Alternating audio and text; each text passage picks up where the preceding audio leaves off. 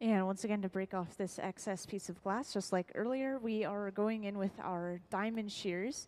And these are called diamond shears just because when those two blades come together, they form the shape of a diamond. Some people think that maybe they have something diamond related on them, but it's just the blade shape. And this is going to apply pressure from 4 sides at the same time as we're pressing down and allow us to break this off a little bit easier.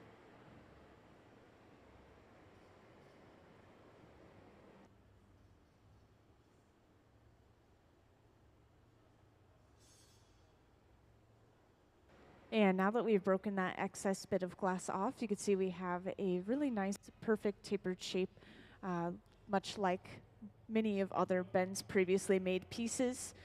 From here, because we broke a piece of glass off, we do still have to go back in with the torch and smooth that opening out, just making sure there are no leftover sharp edges.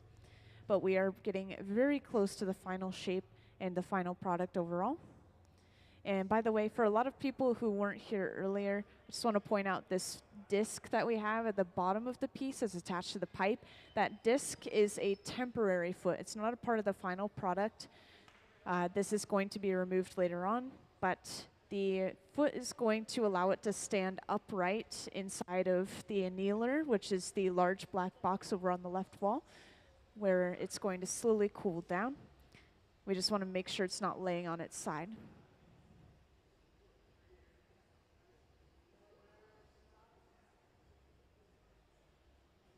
And once again, Ben is going in with that small handheld torch, and he's just very lightly heating up the opening of the piece. Looks like there's just a small amount of clear glass that's created a little lip or edge, so he's going to trim that off.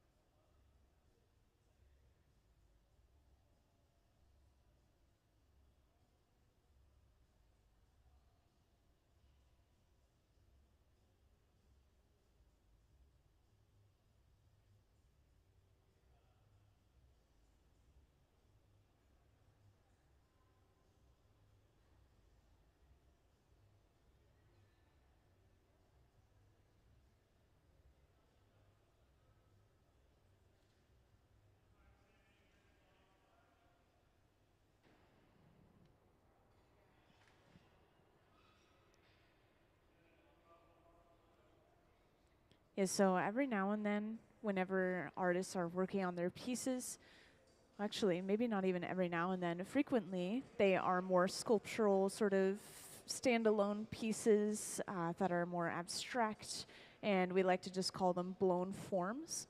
So we are kind of working on I guess you could call it a vase shape, but it would probably not be able to hold more than a single stem, if anything. So it's more of just a blown form.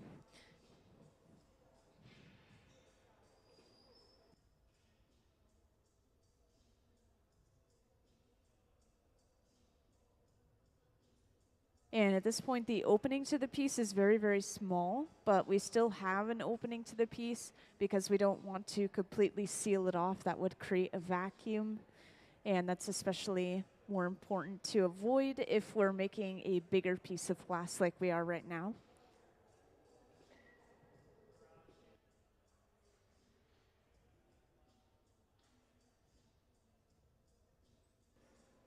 And each time after using those corkwood paddles, which we're using to smooth out the sides, we go in with this little broom and we're just making sure no particles remain on the surface of the glass.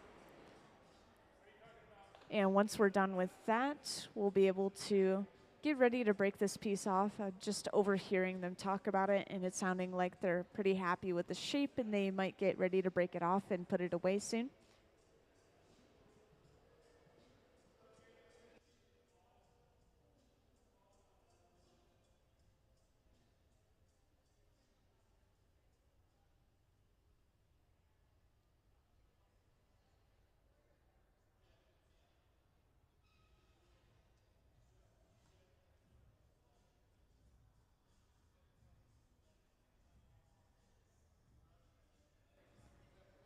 Testing.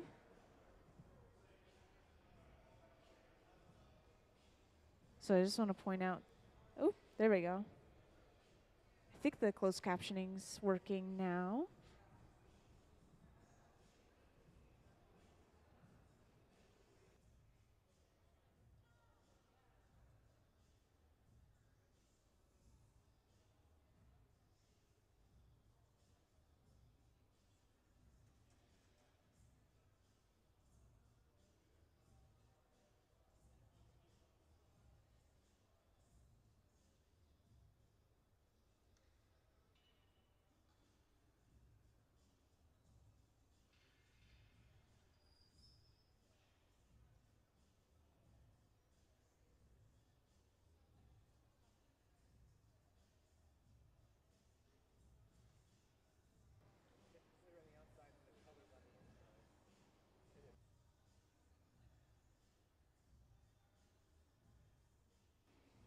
Yes, so with this piece specifically, this is something I haven't gotten to mention for a little while.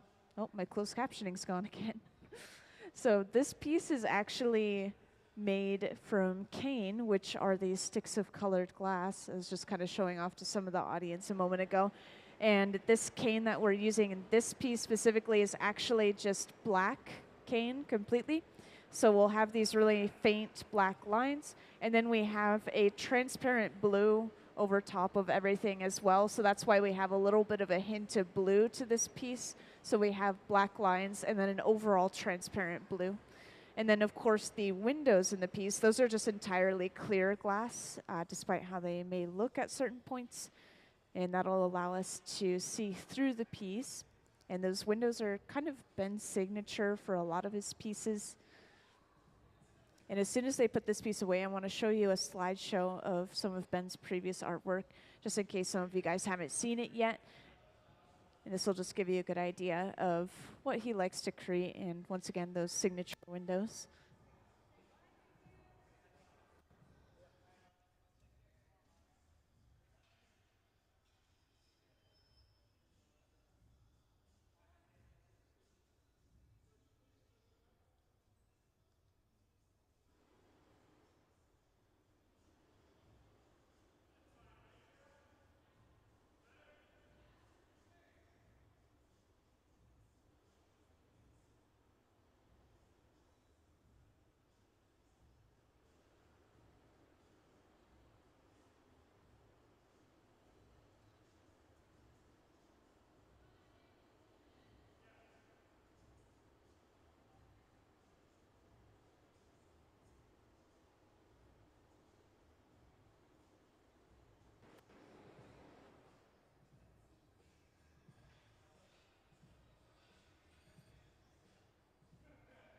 And we're once again heating up sort of the back end of the piece near where the glass is connected to the pipe.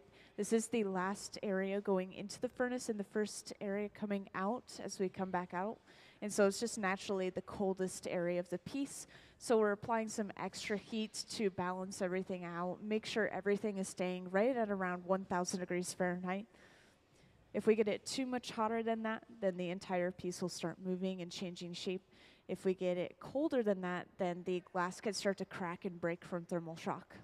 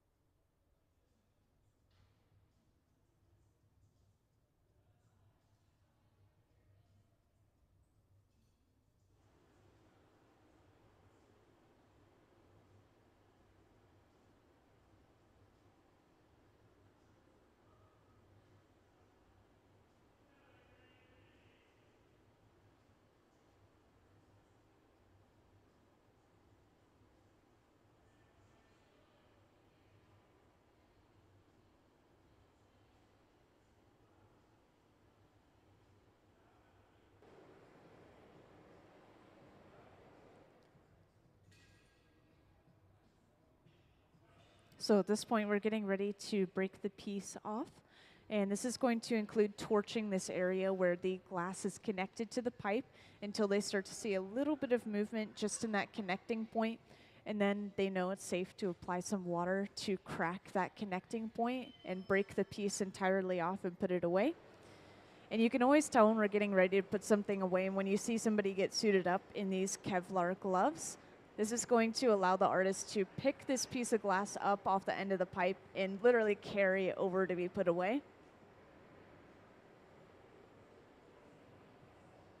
And once again, the area that we're going to be placing this piece is going inside of this large black box over on the left wall. This is one of our annealers. And the annealer is just going to slowly cool the glass down overnight.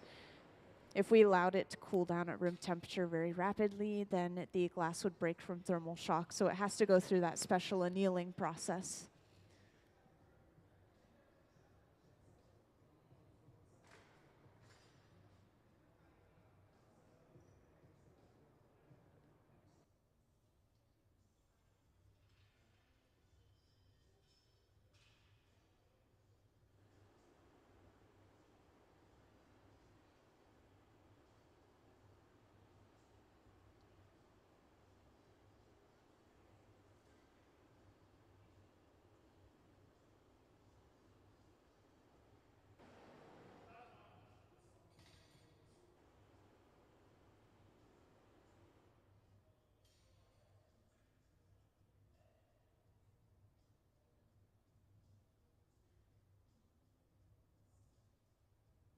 So once again, applying that water to crack the connecting point, tapping the pipe, and that piece broke cleanly off. So let's give them a huge round of applause for finishing our first piece of the day.